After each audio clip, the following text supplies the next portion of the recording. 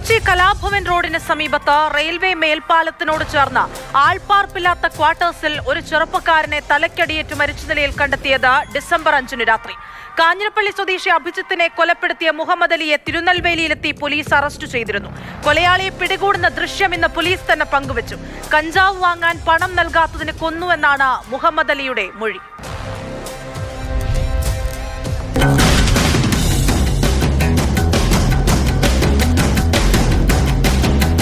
കഴിഞ്ഞ ഡിസംബർ 5 രാത്രിയാണ് കാഞ്ഞിരപ്പള്ളി വട്ടക്കപ്പാറ സ്വദേശി അഭിജിത്ത് വിനീഷിനെ എറണാകുളം നോർത്ത് കലാഭവൻ റോഡിന് സമീപത്തെ റെയിൽവേ മേൽപ്പാലത്തിനടുത്തുള്ള വീട്ടിൽ മരിച്ച നിലയിൽ കണ്ടെത്തിയത്.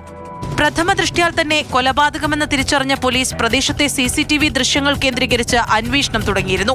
നോർത്ത് റെയിൽവേ മേൽപ്പാലത്തിന് സമീപത്തുനിന്ന് അഭിജിത്തും കൊലയാളി മുഹമ്മദ് അലിയും കലാഭവൻ റോഡ് വഴി കൊലപാതകം നടന്ന വീട്ടിലേക്ക് നടന്നു പോകുന്ന CCTV ദൃശ്യങ്ങൾ ലഭിച്ചതാണ് കേസിൽ വഴിത്തിരിവായത്. ഇയാളുടെ ട്രാക്ക് റെക്കോർഡുകൾ കൂടുതൽ പരിശോധിച്ചപ്പോൾ നിരവധി ക്രിമിനൽ കേസുകളിലെ പ്രതിയാണ് മുഹമ്മദ് അലി എന്ന് വ്യക്തമായി. 2025 സെപ്റ്റംബർ 17 നോർത്ത് മേൽപ്പാലത്തിന് സമീപത്ത് യുവാക്കളെ കവർച്ച ചെയ്ത കേസിൽ നോർത്ത് പോലീസ് മുഹമ്മദ് അലിയെ കസ്റ്റഡിയിലെടുത്തിരുന്നതായും കണ്ടെത്തി.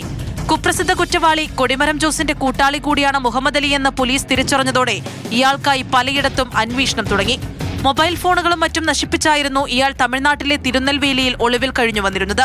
കൊലപാതകം നടന്ന ദിവസം ലഹരി ഇടപാടുമായി ബന്ധപ്പെട്ട് മുഹമ്മദ് അലിയും അഭിജിത്തും തമ്മിൽ വാക്കുതർക്കമുണ്ടായിരുന്നു. പിന്നീട് അരും കൊലയിലെത്തി.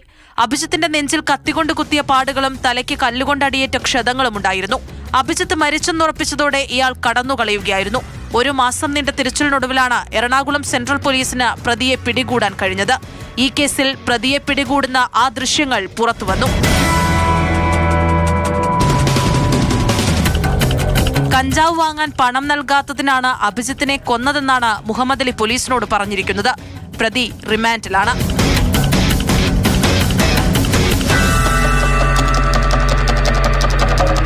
മാതൃഭൂമി ന്യൂസ്, കൊച്ചി.